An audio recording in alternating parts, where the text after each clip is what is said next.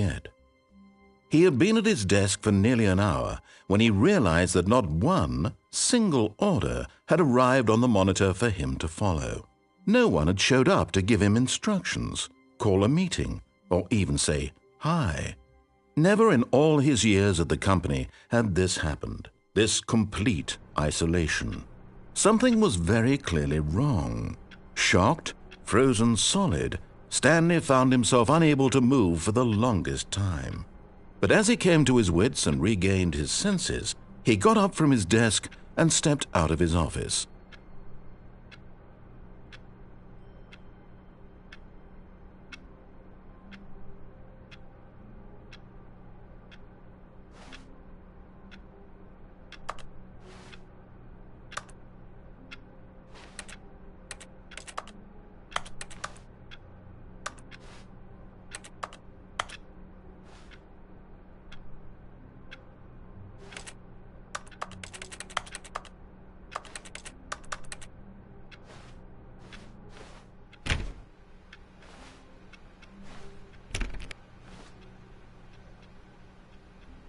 All of his co-workers were gone.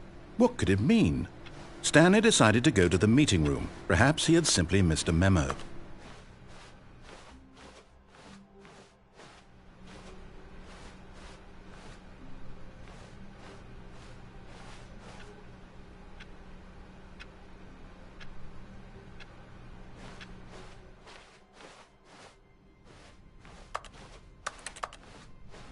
When Stanley came to a set of 2 open doors, he entered the door on his left.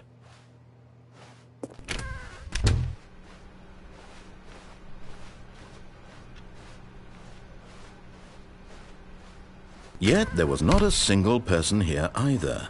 Feeling a wave of disbelief, Stanley decided to go up to his boss's office, hoping he might find an answer there.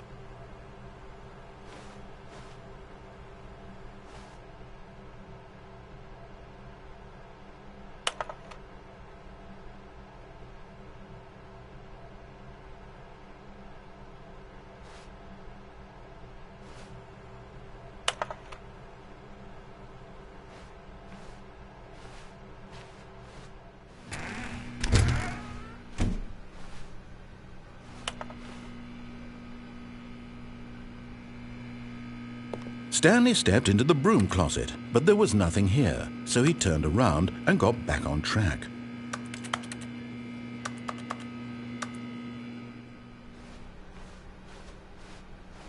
Coming to a staircase, Stanley walked upstairs to his boss's office.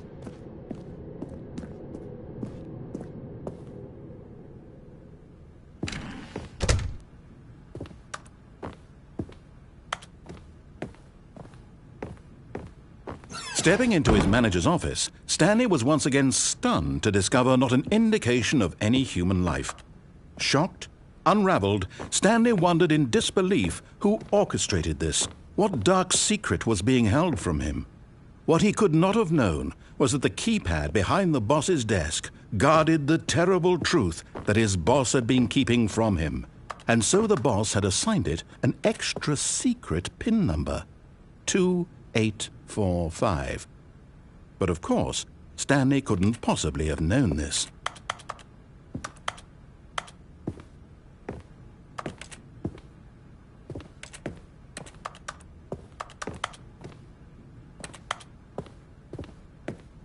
Stanley just sat around twiddling his thumbs.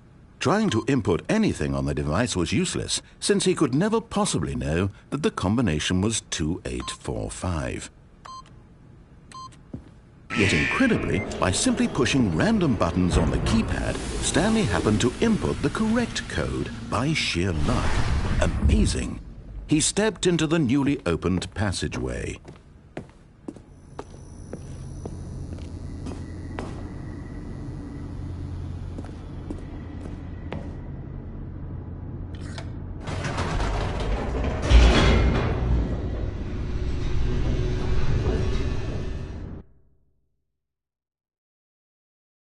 Descending deeper into the building, Stanley realized he felt a bit peculiar.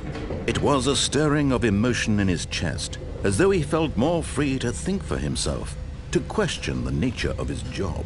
Why did he feel this now, when for years it had never occurred to him? This question would not go unanswered for long.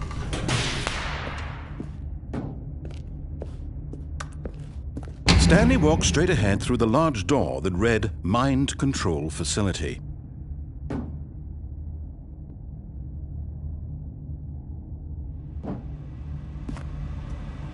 Although this passageway had the word escape written on it, the truth was that at the end of this hall, but of course, Stanley thought better of it and realized he simply had too much to live for.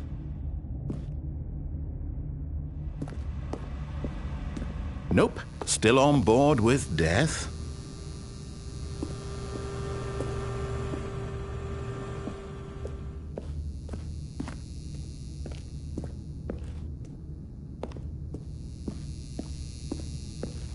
The door behind him was not shut. Stanley still had every opportunity to turn around and get back on track.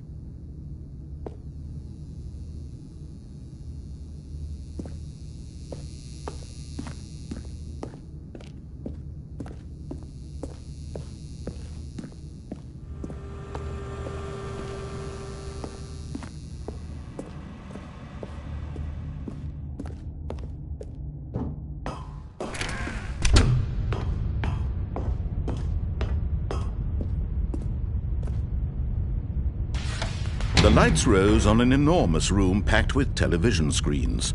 What horrible secret did this place hold? Stanley thought to himself. Did he have the strength to find out?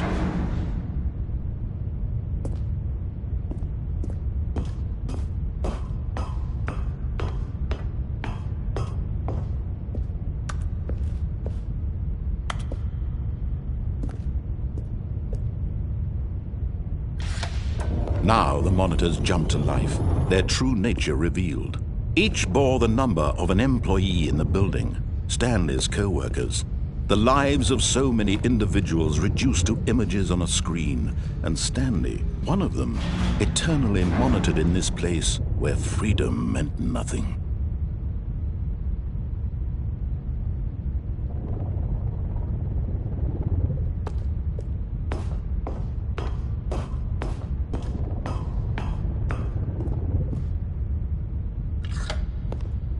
This mind control facility, it was too horrible to believe. It couldn't be true.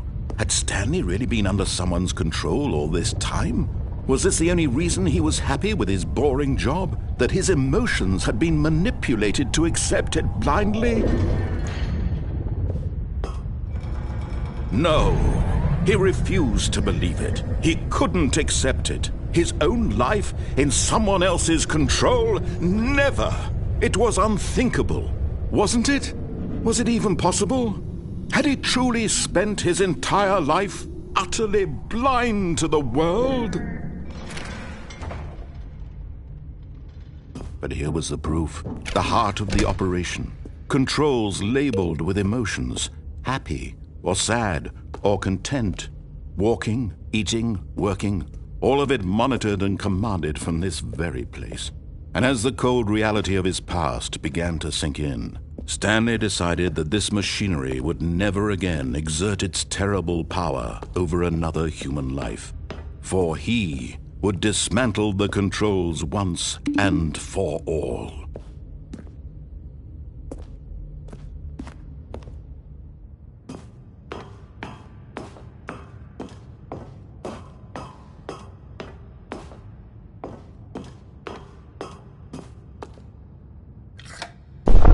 Oh, Stanley, you didn't just activate the controls, did you? After they kept you enslaved all these years, you go and you try to take control of the machine for yourself. Is that what you wanted? Control? Oh, Stanley, I applaud your effort, I really do. But you need to understand, there's only so much that machine can do. You were supposed to let it go, turn the controls off, and leave. If you want to throw my story off track, you're going to have to do much better than that.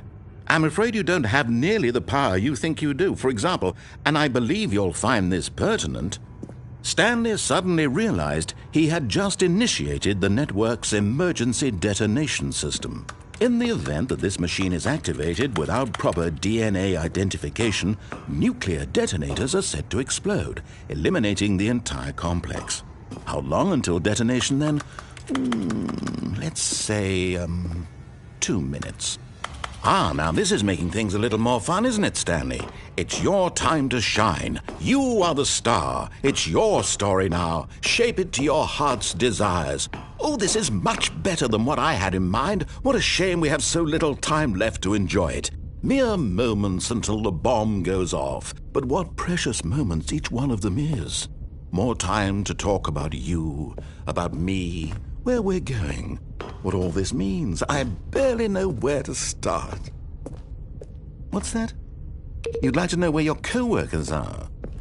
A moment of solace before you're obliterated? All right, I'm in a good mood. You're going to die anyway. I'll tell you exactly what happened to them. I erased them. I turned off the machine. I set you free.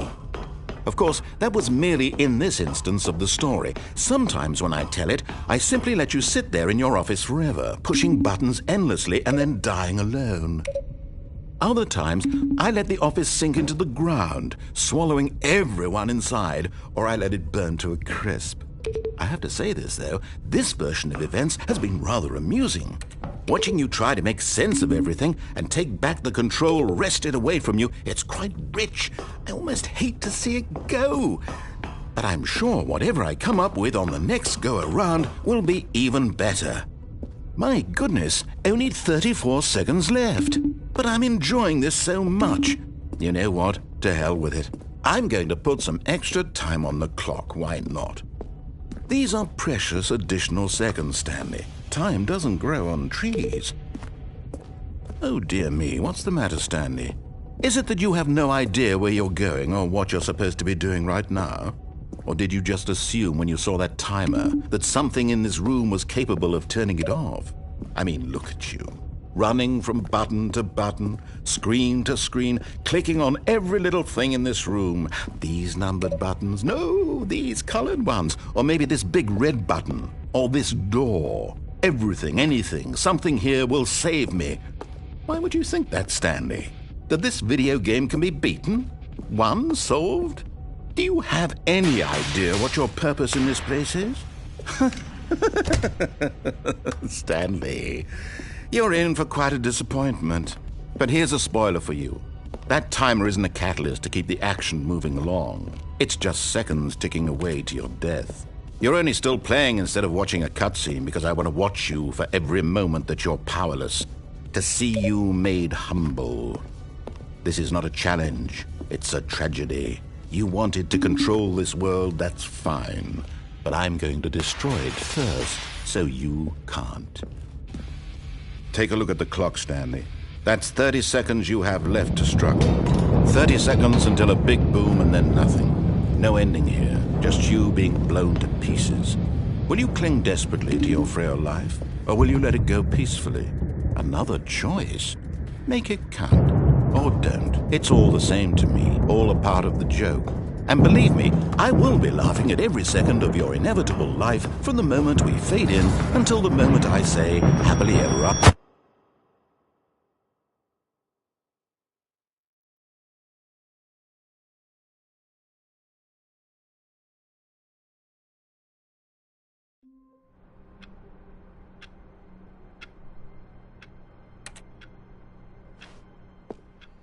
All of his co-workers were gone. What could it mean? Stanley decided to go to the meeting room. Perhaps he had simply missed a memo.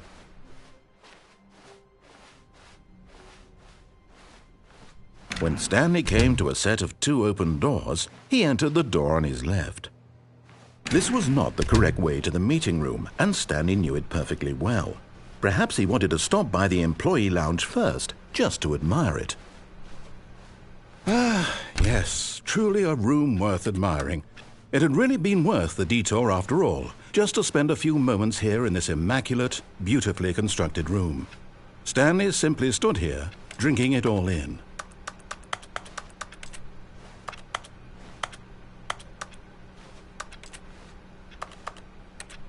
Yes, really, really worth it being here in the room. A room so utterly captivating that even though all your co-workers have mysteriously vanished, here you sit looking at these chairs and some paintings. Really worth it.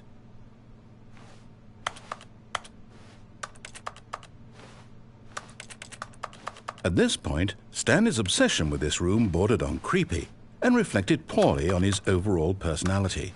It's possible that this is why everyone left.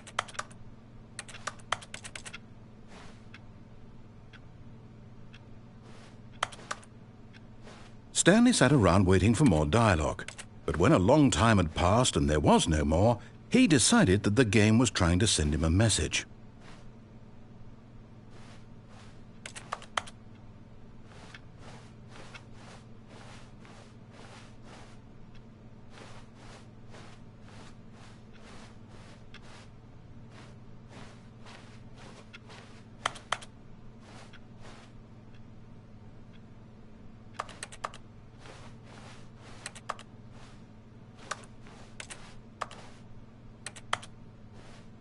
But at last, he'd had enough of the amazing room and took the first open door on his left to get back to business. Stanley was so bad at following directions, it's incredible he wasn't fired years ago.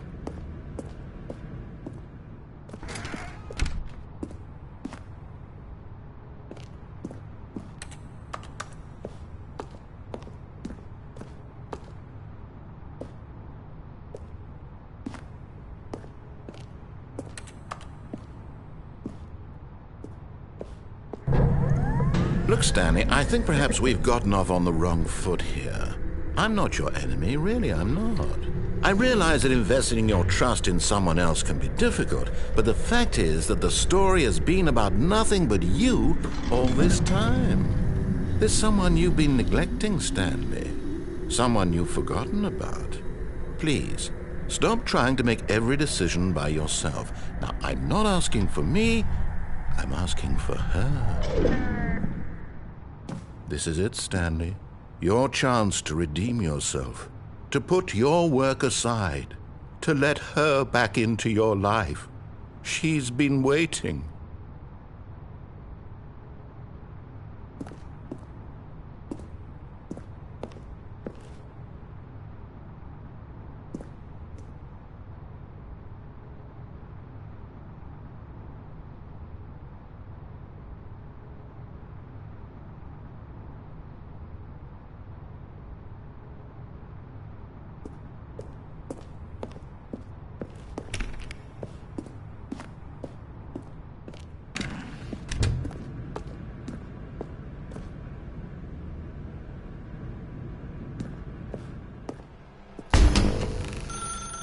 That's her, Stanley.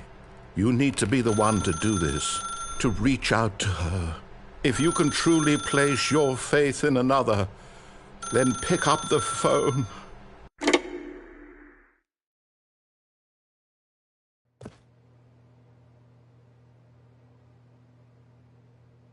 Oh, Stanley, is that you? Hold on, sweetie. Sorry to keep you waiting. I'm just pulling the bread out of the oven. All right. Okay, there we go. All right, now, I want you to come in and tell me all about your day. Gotcha. Oh, come on. Did you actually think you had a loving wife who'd want to commit their life to you? I'm trying to make a point here, Stanley. I'm trying to get you to see something. Come inside. Let me show you what's really going on here. Sorry, but you're in my story now.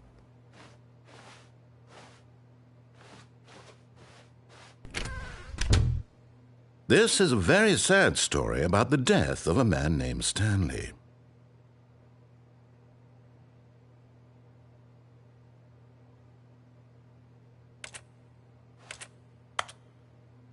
Stanley is quite a boring fellow.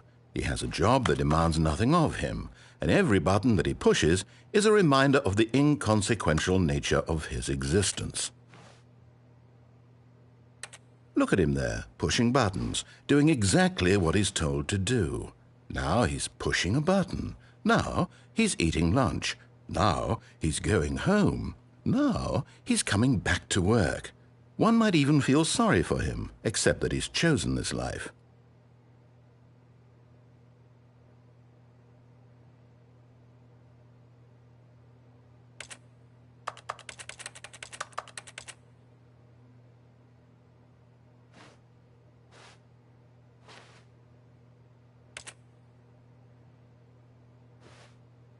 But in his mind, in his mind he can go on fantastic adventures. From behind his desk, Stanley dreamed of wild expeditions into the unknown, fantastic discoveries of new lands.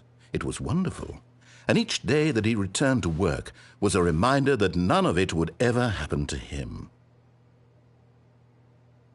And so he began to fantasize about his own job. First, he imagined that one day while at work, he stepped up from his desk to realize that all of his co-workers, his boss, everyone in the building had suddenly vanished off the face of the earth. The thought excited him terribly.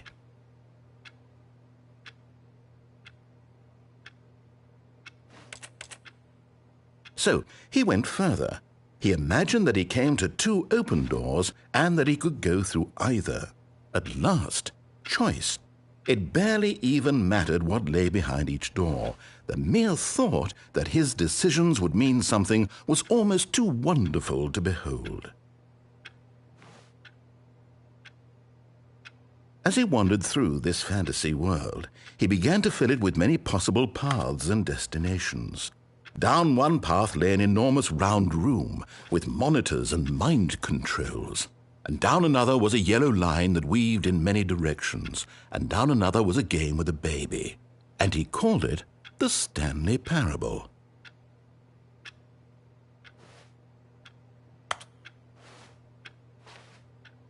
It was such a wonderful fantasy, and so in his head he relived it again, and then again, and again, over and over, wishing beyond hope that it would never end, that he might always feel this free.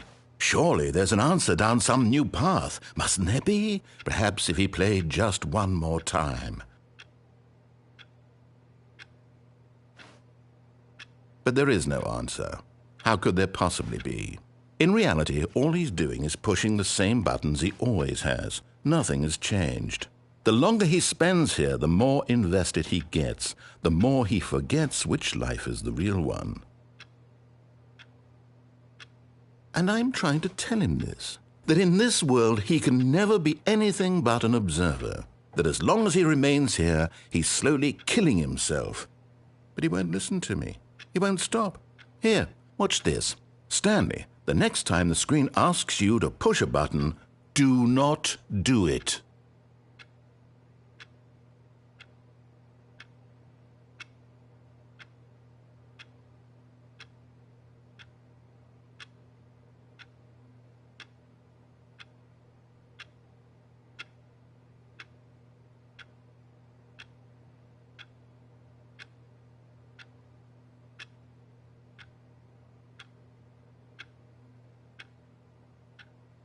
You see? Can he just not hear me? How can I tell him in a way that he'll understand that every second he remains here, he's electing to kill himself? How can I get him to see what I see? How can I make him look at himself? I suppose I can't, not in the way I want him to. But I don't make the rules. I simply play to my intended purpose, the same as Stanley. We're not so different, I suppose. I'll try once more to convey all this to him. I'm compelled to. I must. Perhaps, well, maybe this time he'll see. Maybe this time. And I tried again, and Stanley pushed a button. And I tried again, and Stanley pushed a button. And I tried.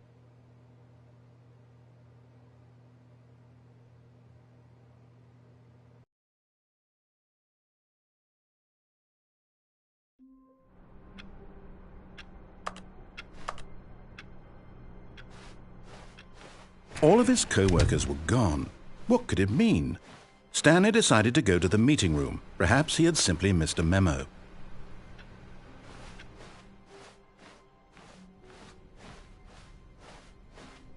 When Stanley came to a set of 2 open doors, he entered the door on his left.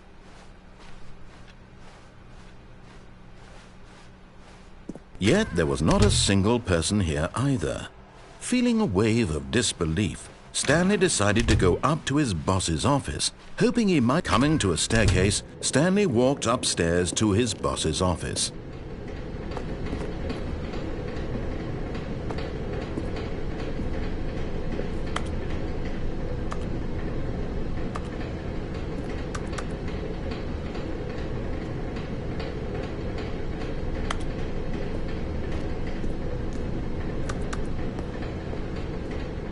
But Stanley just couldn't do it.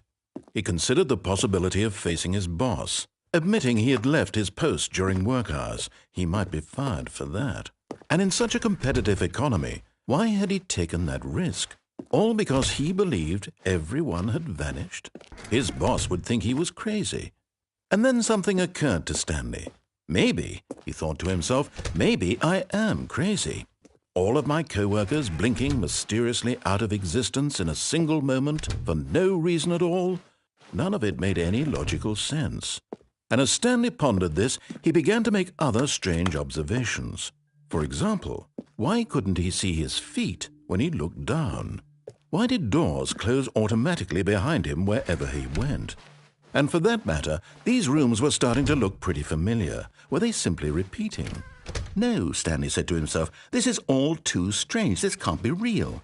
And at last, he came to the conclusion that had been on the tip of his tongue. He just hadn't found the words for it. "I'm dreaming!" he yelled. "This is all a dream." Oh, what a relief Stanley felt to have finally found an answer, an explanation. His co-workers weren't actually gone. He wasn't going to lose his job. He wasn't crazy after all. And he thought to himself, I suppose I'll wake up soon. I'll have to go back to my boring real-life job pushing buttons. I may as well enjoy this while I'm still lucid. So he imagined himself flying and began to gently float above the ground. Then he imagined himself soaring through space on a magical starfield, and it too appeared. It was so much fun, and Stanley marveled that he had still not woken up. How was he remaining so lucid? And then perhaps the strangest question of them all entered Stanley's head. One he was amazed he hadn't asked himself sooner. Why is there a voice in my head dictating everything that I'm doing and thinking? Now the voice was describing itself being considered by Stanley, who found it particularly strange. I'm dreaming about a voice describing me, thinking about how it's describing my thoughts, he thought. And while he thought it all very odd and wondered if this voice spoke to all people in their dreams, the truth was that, of course, this was not a dream. How could it be? Was Stanley simply deceiving himself, believing that if he's asleep, he doesn't have to take responsibility for himself? Stanley is as awake right now as he's ever been in his life. Now, hearing the voice speak these words was quite a shock to Stanley. After all, he knew for certain, beyond a doubt, that this was in fact a dream. Did the voice not see him float and make the magical stars just a moment ago? How else would the voice explain all that? This voice was a part of himself too. Surely, if he could just... He would prove it. He would prove that he was in control, that this was a dream. So he closed his eyes gently, and he invited himself to wake up. He felt the cool weight of the blanket on his skin, the press of the mattress on his back, the fresh air of a world outside this one. Let me wake up, he thought to himself. I'm through with this dream. I wish it to be over. Let me go back to my job. Let me continue pushing the buttons. Please, it's all I want. I want my apartment and my wife and my job. All I want is my life exactly the way it's always been. My life is normal. I am normal. Everything will be fine. I am okay.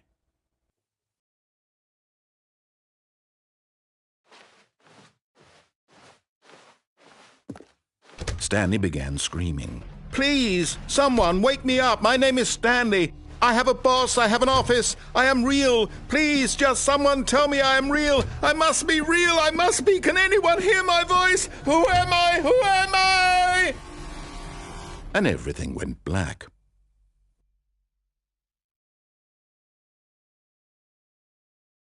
This is the story of a woman named Mariella. Mariella woke up on a day like any other. She arose, got dressed, gathered her belongings, and walked to her place of work. But on this particular day, her walk was interrupted by the body of a man who had stumbled through town talking and screaming to himself, and then collapsed dead on the sidewalk.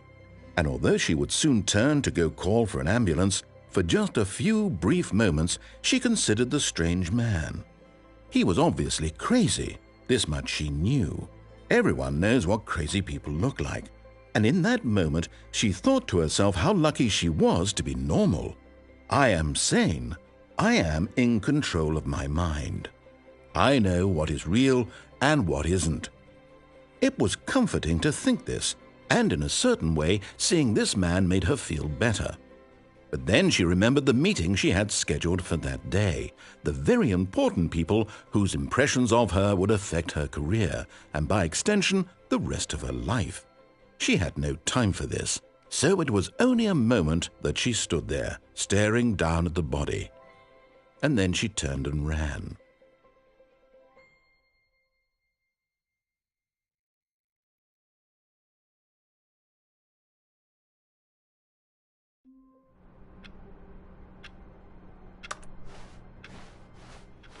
All of his co-workers were gone. What could it mean? Stanley decided to go to the meeting room. Perhaps he had simply missed a memo. Stanley went around touching every little thing in the office, but it didn't make a single difference, nor did it advance the story in any way.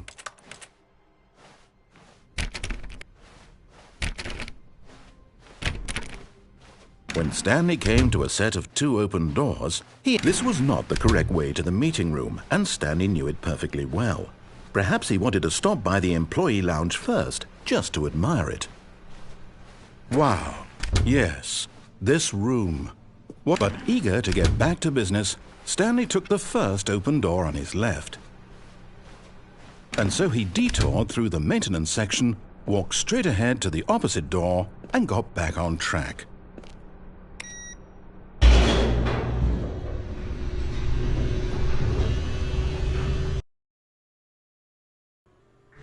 But Stanley didn't want to go back to the office. He wanted to wander about and get even further off track. So now in order to get back, he needed to go, from here it's, left. Oh, no, it's to the right, my mistake. No, not the right. Why would I have ever said it was to the right? What was I thinking? It's clearly... Oh dear, would you hold on for a minute, please? Now, let's see. We went down right, left, down, left, right. Yep, okay, yes. I've got it now. This story is absolutely, definitely this way.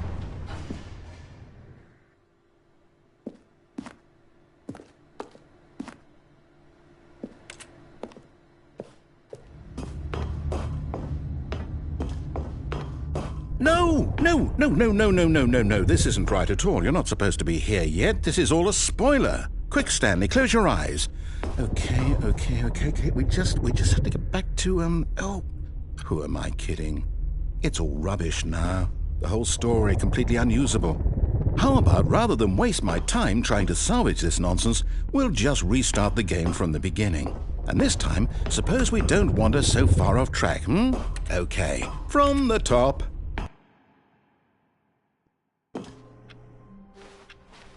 All of his co-workers were gone. What could it mean? Stanley decided to go to the meeting room. Perhaps he had simply missed a memo.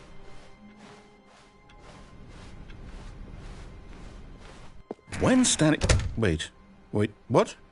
No, I restarted. I swear I definitely restarted the game over, completely fresh. Everything should be...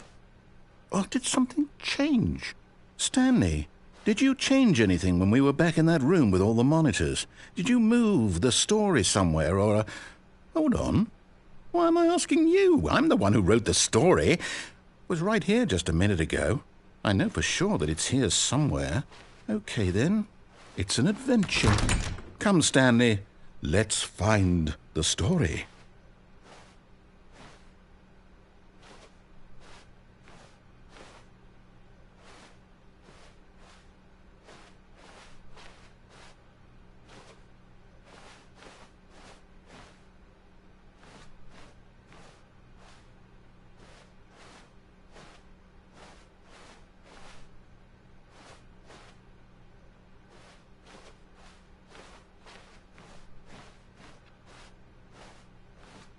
I'll say it. This is the worst adventure I've ever been on. I can promise you there definitely was a story here before. Do we need to restart the game again? Well, I find it unlikely that we'll ever progress by starting over and over again, but it's got to be better than this. Okay, let's give it a shot. Why not?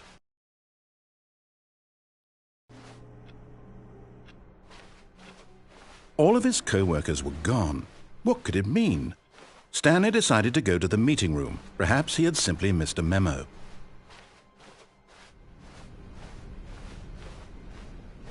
Okay, yep, it's worse.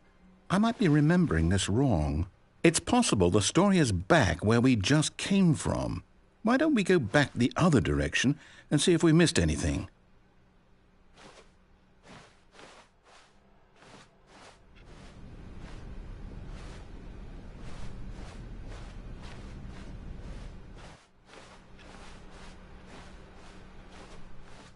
Aha!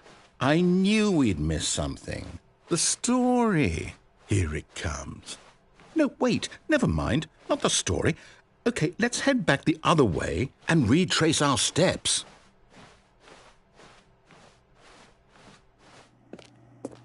Now this... Well, I'll be honest, I don't recognize this place at all. Is this the story? I don't think so. I can't quite recall, but I believe my story took place in an office building. Is that correct? Do you remember, Stanley? Well, do you know what? Since I've completely forgotten what we were supposed to be doing, how about this? You win! Congratulations! I know you put in a lot of hard work, and it really paid off, so good job. Oh, no. No, I don't feel right about this at all. We both know you didn't put in any actual work for that win. Some people win fair and square, and this was not one of those situations. Okay, I'm getting weirded out by whatever this place is. I don't care what might happen this time. I have to restart.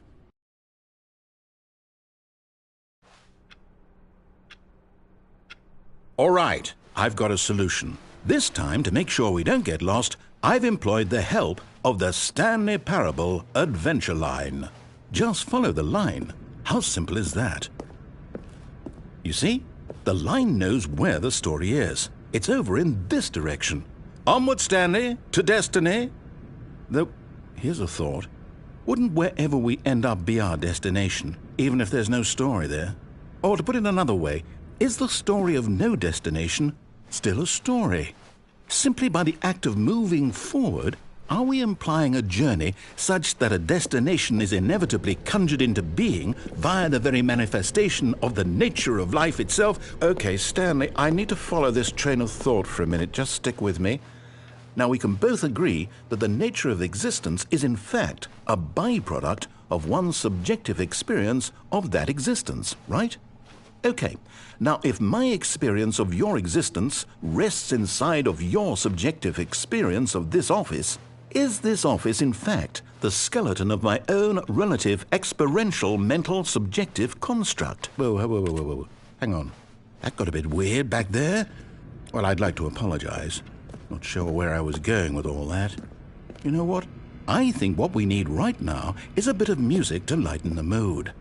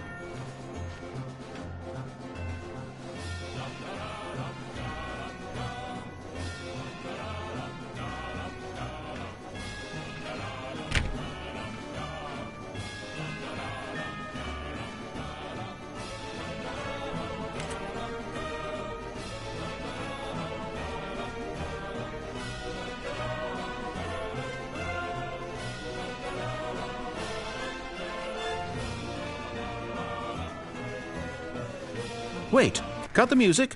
Go back and look at that fern. Stanley, this fern will be very important later in the story. Make sure you study it closely and remember it carefully. You won't want to miss anything.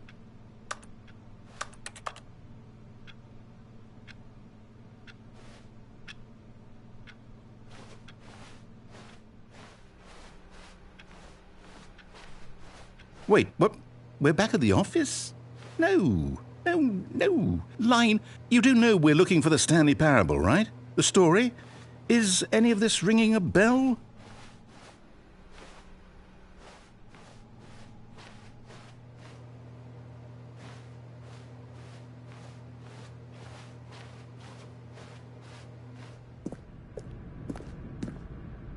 Oh, no, not again. Line, how could you have done this to us? And after we trusted you, after everything we've been through, you... Oh, I can't take this anymore. To hell with it. Restart.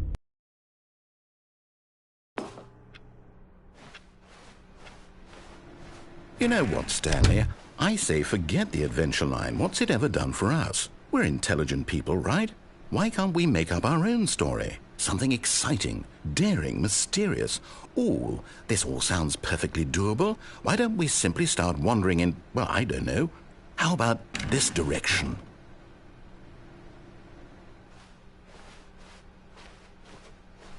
Now, yes, this is exciting. Just me and Stanley forging a new path, a new story. Well, it could be anything. What do you want our story to be? Go wild.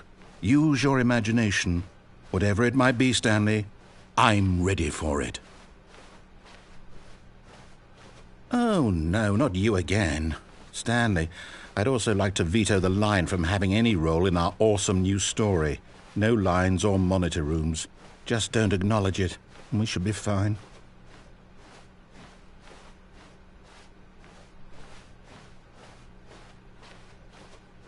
Ah, a choice. We get to make a decision. From here, the story is in our control. How important opportunity. In fact, I believe I need a minute to think here. Just walk in circles for a minute. Okay, so I know that each door has to lead somewhere, which means that somewhere, the place where we're trying to go, there must be a reverse door that leads here. And that in turn means that our destination corresponds with the counter-inverted reverse door's origin. So starting from the right, let us ask, will taking the right door lead us to where we're going? And since the answer is clearly yes, then by all accounts, the door on the right is the correct one. Another victory for logic. Come, Stanley, our destiny awaits.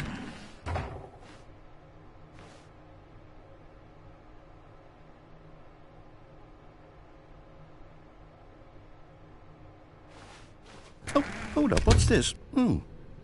The confusion ending. You're telling me that's what this is? It's all one giant ending? And we're supposed to restart the game, what, eight times? That's really how all this goes? It's all determined? So now, according to the schedule, I restart again. Then what? Am I just supposed to forget? Well, what if I don't want to forget? My mind goes blank simply because it's written here on this thing, wall. Well, who consulted me? Why don't I get to decide? Why don't I get a say in all of this? Is it really?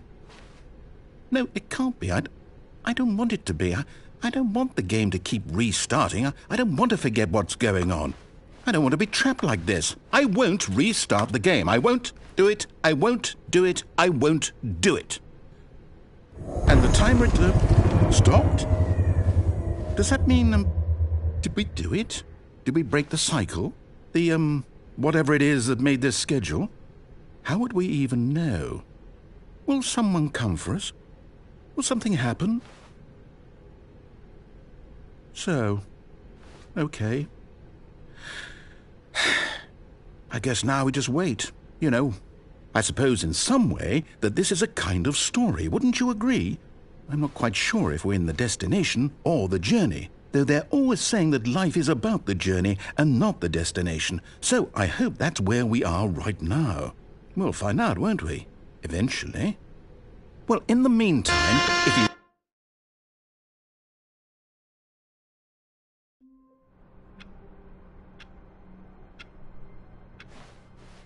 All of his co-workers were gone. What could it mean? Stanley decided to go to the meeting room. Perhaps he had simply missed a memo.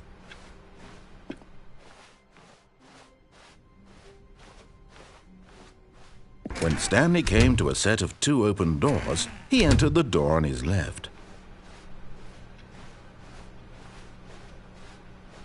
Yet there was not a single person here either. Feeling a wave of disbelief, Stanley decided to go up to his boss's office. Coming to a staircase, Stanley walked upstairs to his boss's office.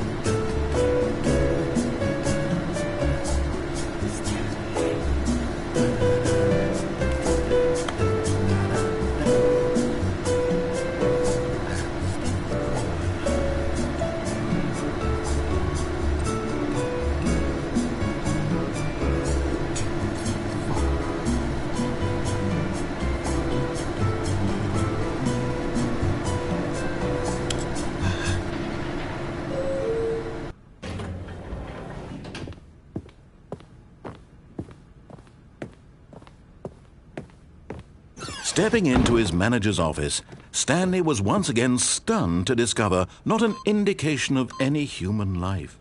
What could it mean? Stanley wondered aloud to nobody. He began wildly tearing through papers on the boss's desk, pulling books off the shelf, looking behind paintings, desperate for clues to his situation. But his attention was caught by a keypad behind the boss's desk. What could its purpose be? In fact, this keypad guarded the terrible secret that lay buried below his feet, and so the boss had assigned it an extra secret PIN number, 2845. But of course, Stanley couldn't possibly have known this. Yet incredibly, by simply pushing random buttons on the keypad, Stanley happened to input the correct code by sheer luck. Amazing. he stepped into the newly opened passageway.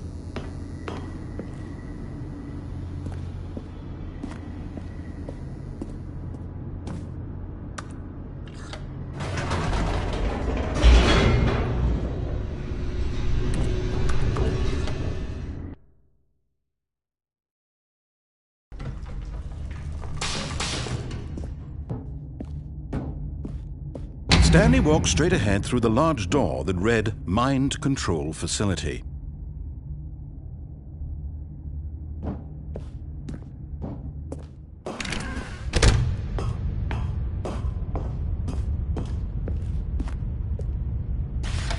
The lights rose on an enormous room packed with television screens.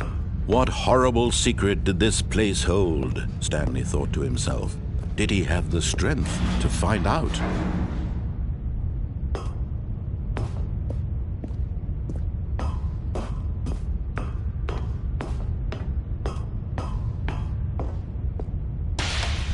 Now the monitors jumped to life, their true nature revealed. Each bore the number of an employee in the building, Stanley's co-workers. The lives of so many individuals reduced to images on a screen, and Stanley, one of them, eternally monitored in this place where freedom meant nothing.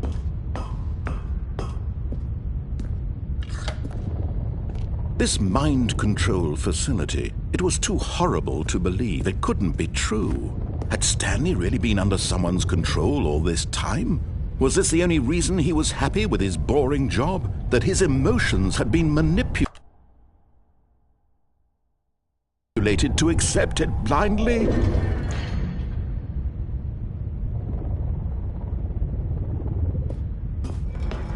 No, he refused to believe it. He couldn't accept it. His own life in someone else's control? Never.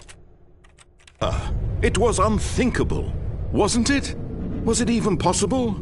Had he truly spent his entire life utterly blind to the world? But here was the proof, the heart of the operation. Controls labeled with emotions, happy or sad or content, walking, eating, working, all of it monitored and commanded from this very place. And as the cold reality of his past began to sink in, Stanley decided that this machinery would never again exert its terrible power over another human life. For he would dismantle the controls once and for all.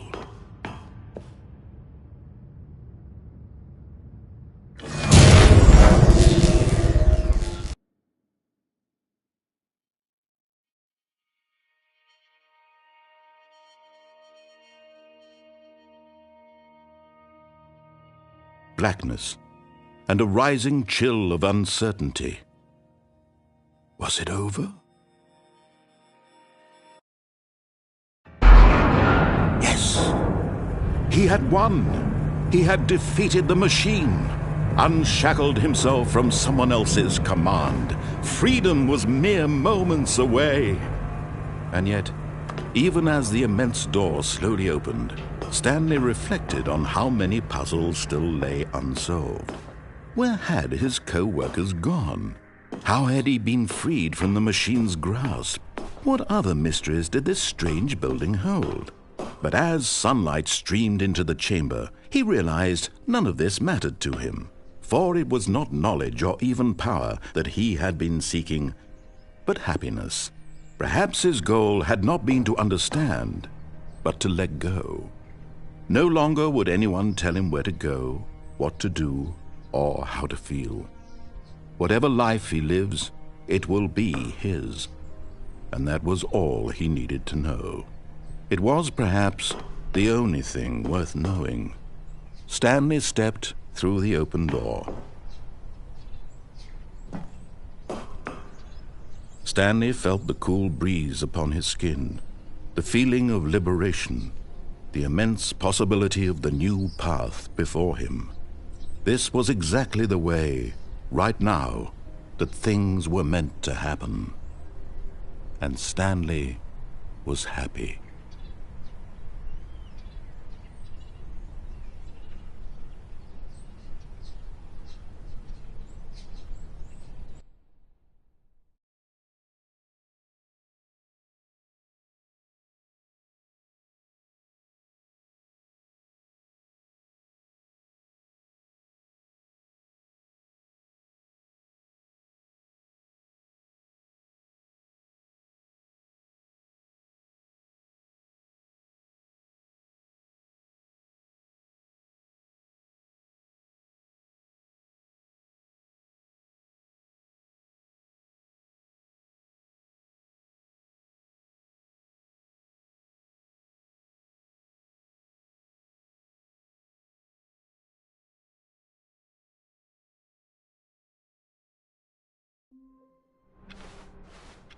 All of his co-workers were gone. What could it mean? Stanley decided to go to the meeting room. Perhaps he had simply missed a memo. Oh, new content? What does that mean, new content?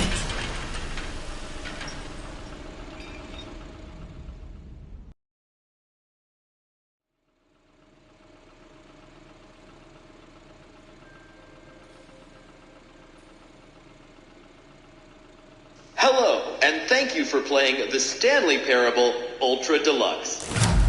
As you may know, The Stanley Parable was a video game released in 2013 on home computers. After receiving critical and commercial success, it was expanded upon in 2022 with The Stanley Parable Ultra Deluxe, a reimagining of the game for consoles and home computers.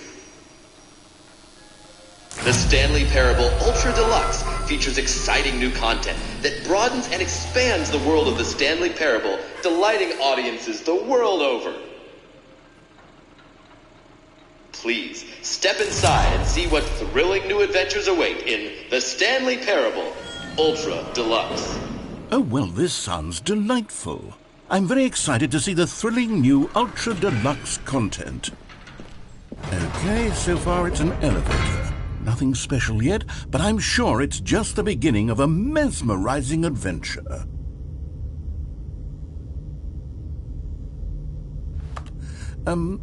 Is it broken?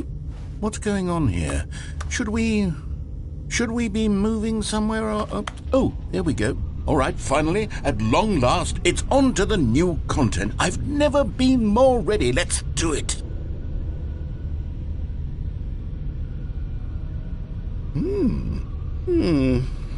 I have to say, initial impressions of Stanley Parable Ultra Deluxe, mostly tedious. It's as if Oh, okay. Let's see the content. Give me the content, Stanley. All right, let's see. It's the jump circle.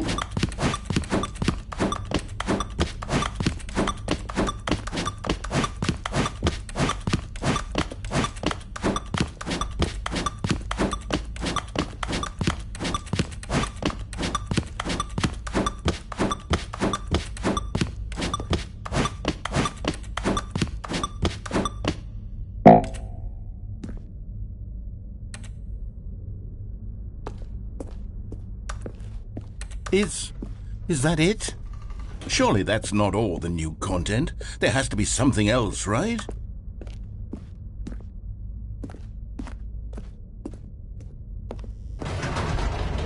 Goodness, another elevator. Stanley, I have to say, initial impressions of this game are not positive. It's just elevators and jumping. Is this what passes for exciting new content? If this is new content, then I could just read you the whole dictionary. There's 20 hours of new content right there. Hell, I could count to 30 trillion. You could put that on the box. The Stanley Parable Ultra Deluxe, now with over 1,000 hours of new content. And oh, wait, there's more. Very good.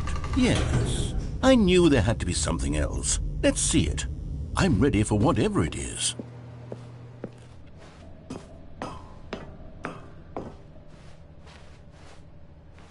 That's it? Oh, you've got to be kidding me. You see, Stanley? This is what happens when greedy video game developers with no respect for their fan base rush a cheap expansion to market for no reason other than to make an easy dollar. And don't get me started on the level of craftsmanship that's gone into it. In fact, I'm looking right now at the game's trophies, and it's hard to believe one of them actually says, "Test trophy, please ignore." What quality assurance department signed off on this? I'm infuriated and I'm offended, and I intend to find these people on Twitter and hold them personally accountable. It's my fault, Stanley. I built up too much anticipation around the new content, I'm afraid. It could never have lived up to such expectations. If you're still with me, why don't we just reset the game, and we'll try to get back to what the Stanley Parable is really about. No frills, no gimmicks.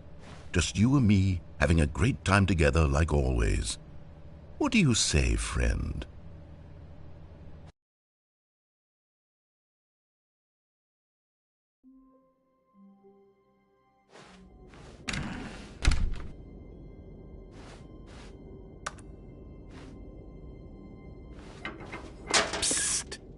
Stanley, come over here. In the vent. I want to show you something.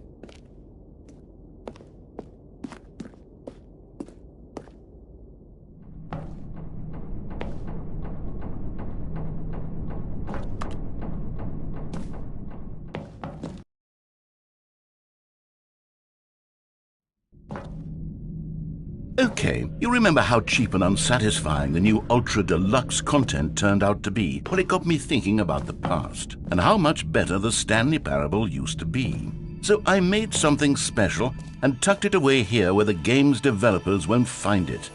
Just our little secret. Take a look. I call it the Memory Zone. It's where I've been storing all my favorite memories so I can relive the peak experiences of my life whenever I want. Experiences like the launch of the Stanley Parable on PC. You see, Stanley, doesn't the Memory Zone remind you of how wonderful Stanley Parable was before it was sullied with a cheap PlayStation port? Remember back in October of 2013 when the game originally launched? Back then, video games had integrity. Back then, it all meant something. Oh, the waste.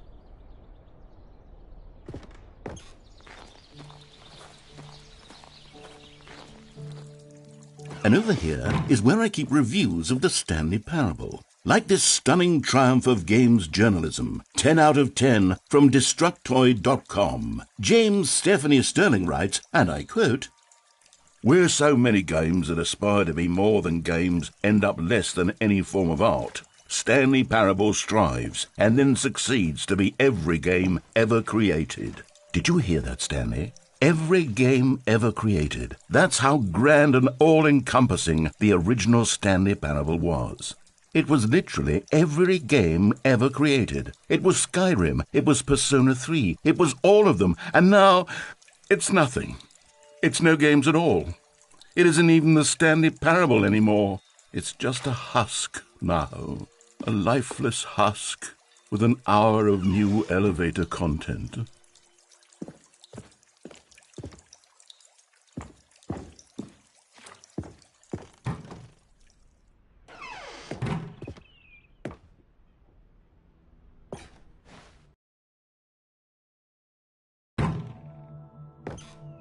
Here's another moving passage, this time from GameSpot.com.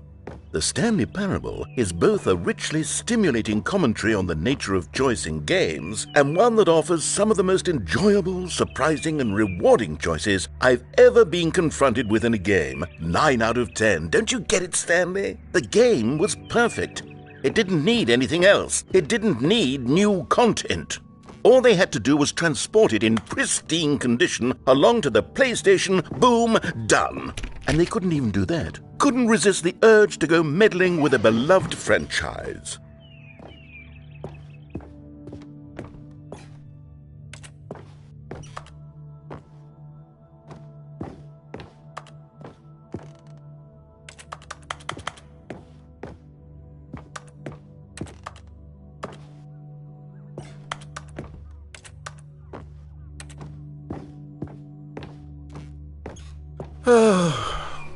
These were simpler times, Stanley.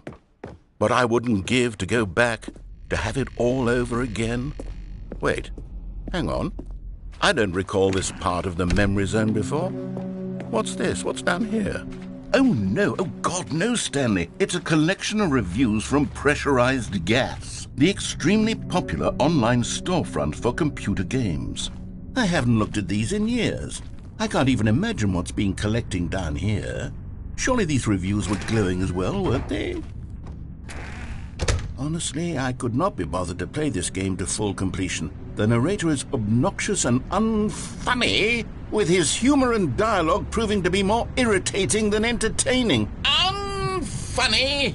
I'm not trying to be funny. I'm trying to make a serious work of art.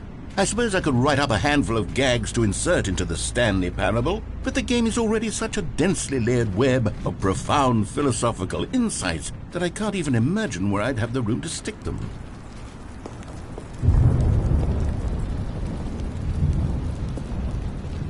Okay, let's see what this one says.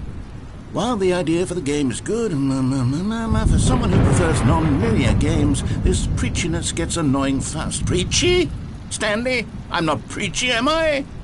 You can tell me if I'm preachy. Honestly, you can. Oh, goodness. This is actually quite shocking for me.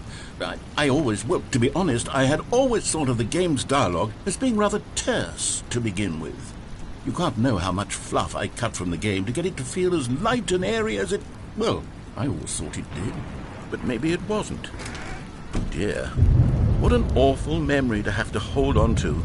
These black marks on my otherwise unimpeachable track record. I feel like a failure. Like I let these people down. Perhaps the Stanley Parable isn't quite as sterling as I always remembered.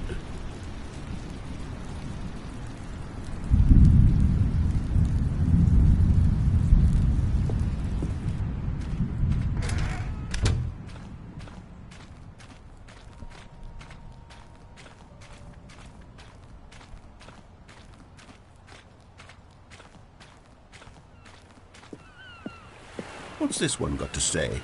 You constantly have to stop doing anything so the narrator can catch up with his long-winded explanations of what's happening. I wish there was a skip button. A skip button? Well, yes. Yes, I think we can do that. If I'm truly too preachy, then maybe letting you skip ahead for just a moment, surely it couldn't hurt. Not if it means we can strike these negative reviews from the record. Only positive reviews of the Stanley Parable. That's my motto today, and it's always been my motto. I'd do anything for the customer, Stanley. Yes, a skip button we shall have. And here it is. Go ahead and give it a shot. I'll pop you forward in time so that the second my incessant droning starts to bore you... Oh, you're back, you see. You were only frozen in time for a few minutes, but it was plenty of time for me to deliver a long, rambling monologue full... Well, there's sport. You really did catch me rambling on a bit, didn't you? But that's the power of the button.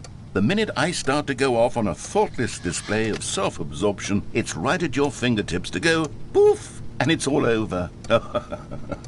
I can't wait to see what Cookie 9 will say about this, and whether they'll edit the rating of their pressurized gas review, or at least change some of the wording, perhaps.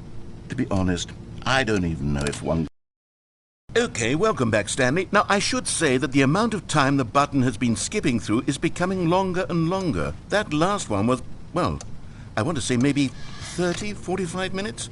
It's not unendurable by any means, but it's, well, there's really only so much I can ramble on to myself about. I know, it's shocking, isn't it? But at any rate, I do suggest that we not press the button again. I think the skip button has been aptly demonstrated, and we can say goodbye to it and just... Wait, how do we get out of here? Where did the door go? Wasn't there a door that led into this room?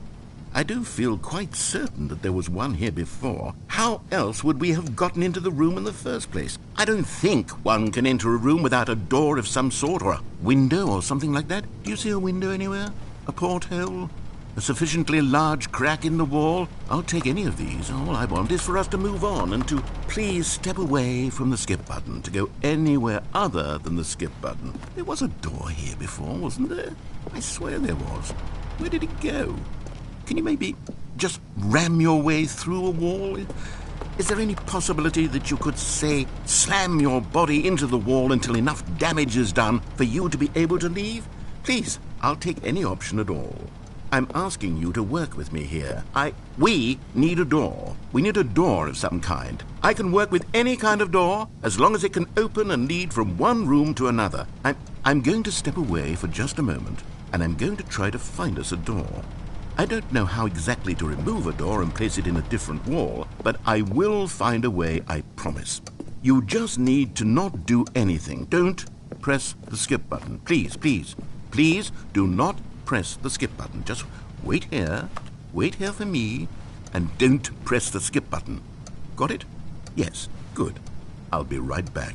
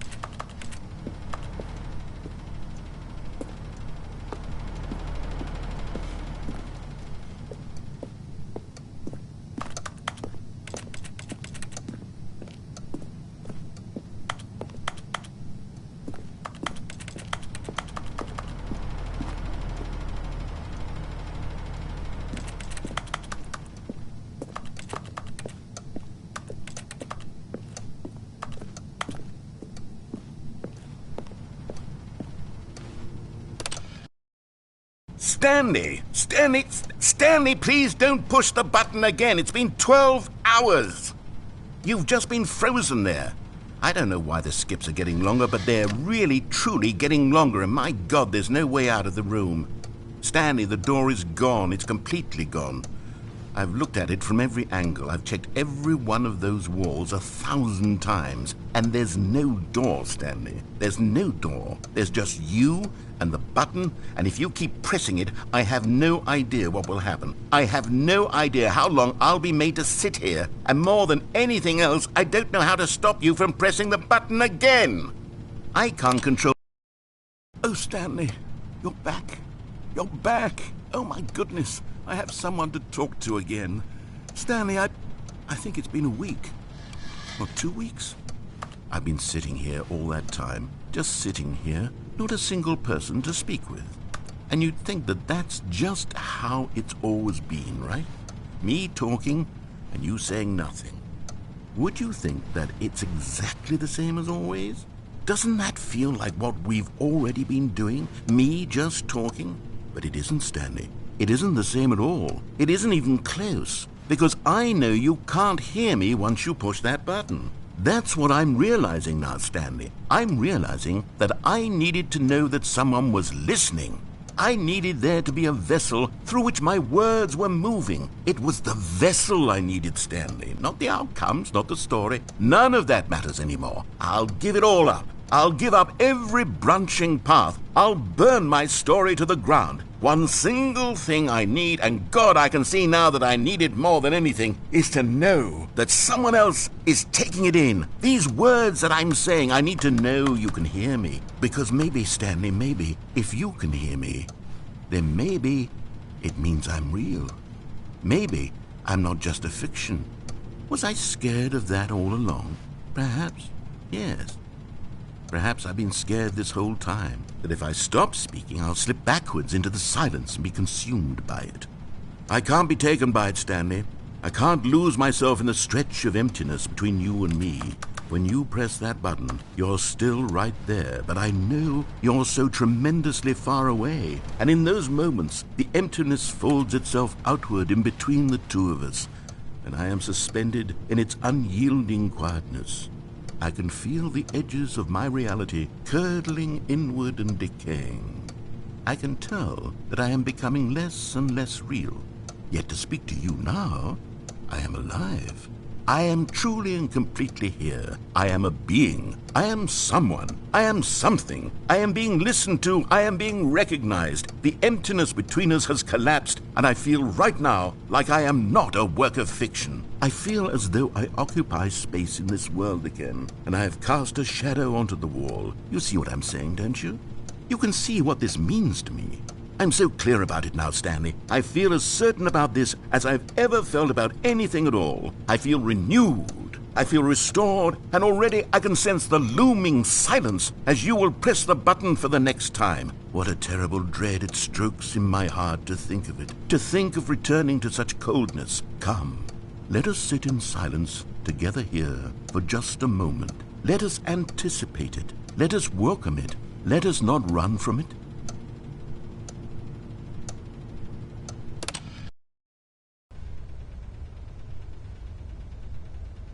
Oh, hello, it's you. You're here again. Welcome.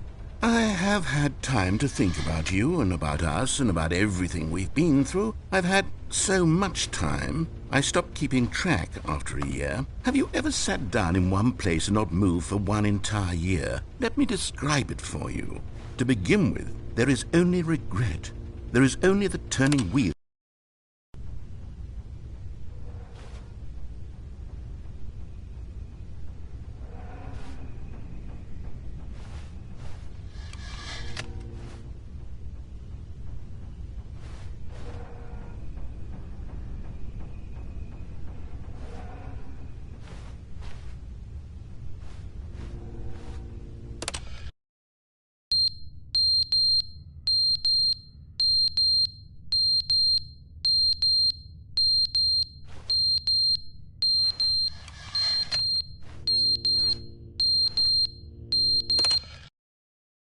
But they didn't understand the game was never meant to be funny. It was meant to have a point. It was meant to speak to the human condition. But where are the jokes? Where are the jokes? They bemoaned, they screamed, they gnashed their teeth and said, entertain us. It wasn't enough. They had to leave a pathetic little thumbs-down review and make all of their pitiful demands. But then, he's talking...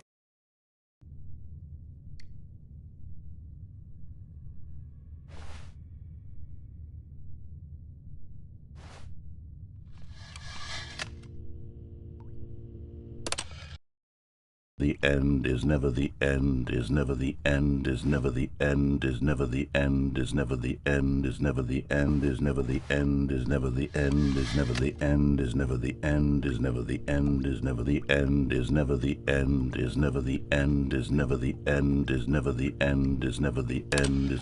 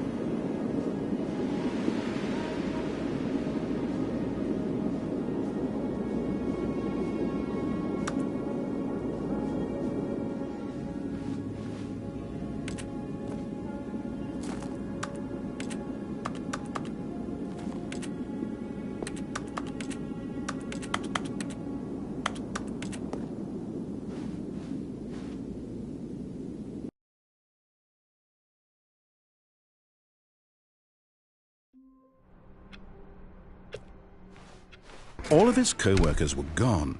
What could it mean? Stanley decided to go to the meeting room. Perhaps he had simply missed a memo. Oh, good. You noticed my sign. Yes, I have something very exciting to show you.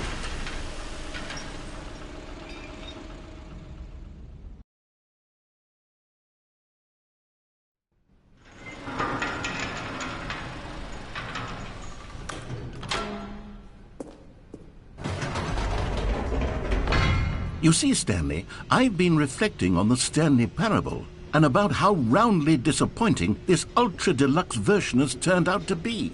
The original Stanley Parable was a landmark, and any new content for it should live up to that legacy. So forget this ultra-deluxe nonsense. I say we take it one step even further. Which is why I'm very proud to announce for the first time ever, the Stanley Parable 2.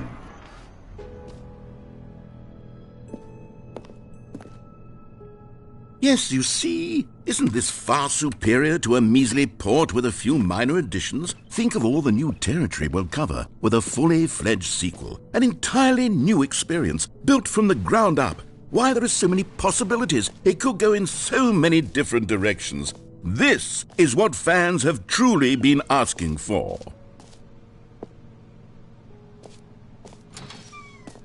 Now, to be clear, I haven't quite nailed down what exactly the Stanley Parable 2 is going to be, but let's take a look at some of the features I've been developing for it. I figure that if I can loosely organize a handful of interesting concepts, that surely the game will sort of naturally spring up around them. It'll all work itself out. Game development is much more of a fuzzy magic than anything so. Here we are. Go on, try out some of the new features.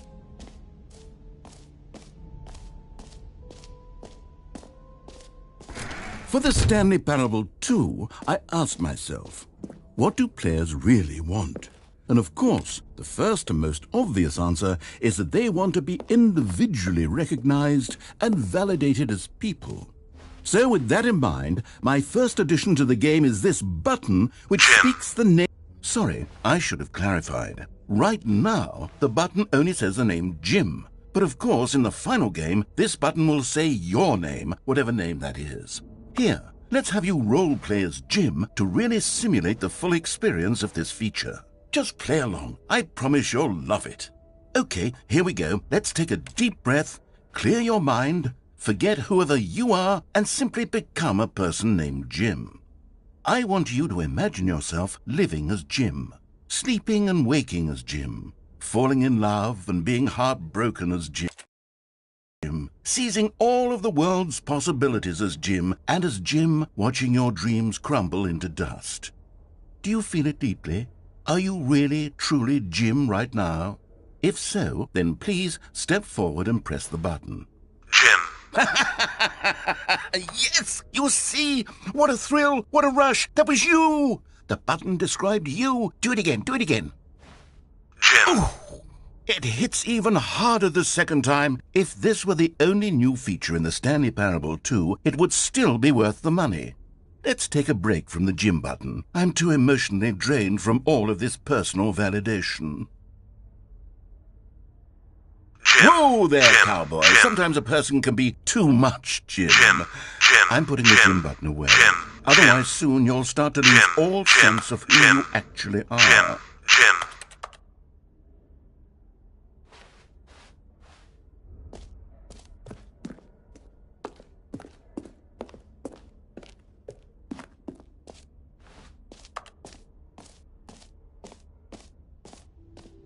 I suppose I could allow only people named Jim to play the Stanley Parable 2. That would actually save me the work of finishing this feature.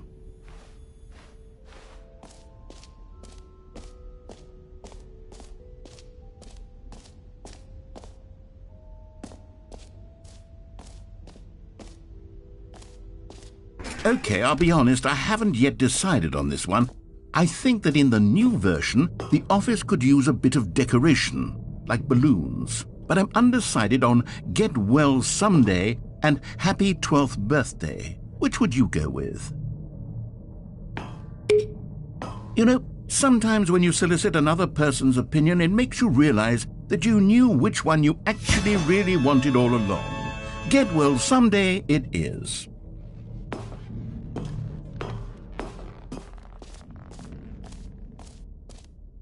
Or actually, maybe I should have gone with...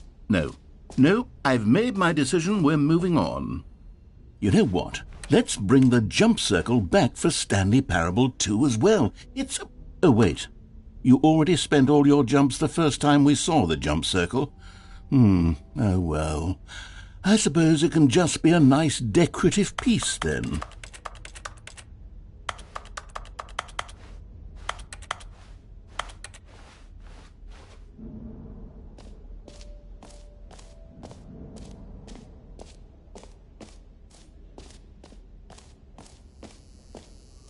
Now, here's something special. You remember that broken test trophy that got left in the game on accident? Well, I'm developing a technology to simply give you the trophy. Yes, you see, you'll come to this lever, and when you pull it, the trophy will be given to you. It's as simple as that. Okay, perhaps I should have clarified. This is technology that will exist. Right now, the trophy is still fully broken. I'm not a wizard, Stanley. But I guarantee it will be fixed in the sequel to at last satisfy the hordes of ravenous fans all over the world who have been uproariously demanding this feature. Gamers, we hear you, and I promise it will happen. What else? What other exhibits haven't we seen yet?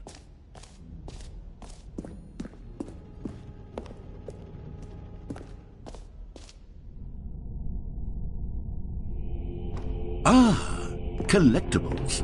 Now it's a real video game. In the Stanley Parable 2, you'll run around gathering up these miniature Stanley figurines. And what's truly innovative is that there will be no reward for collecting all of them. I don't want to stifle the intrinsic joy of watching a number go up. You simply collect all of them, and then you move the hell on with your unremarkable life.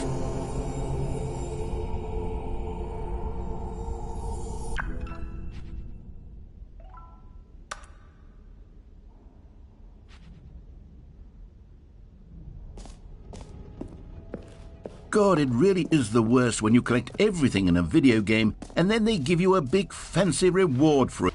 Calling it the Stanley Parable 2 is just so much catchier than Ultra Deluxe, don't you think? Ultra Deluxe? What does it even mean? But the Stanley Parable 2, now that's an artistic statement right there.